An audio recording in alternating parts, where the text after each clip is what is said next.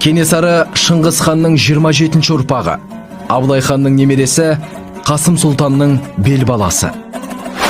Зерттеуші тарихшылар Кенесары Қасымұлын талантты қолбасшы, аса көрнекті мемлекет қайраткері деп, Ресей ғалымдары қазақ даласының Митридаты деп жоғары баға беруінің себебі неде?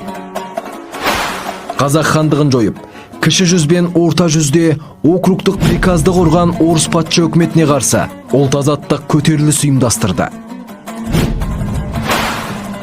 Бүкіл 300-ді бір тудың астына жинап, 20 мыңдық әскер құрды.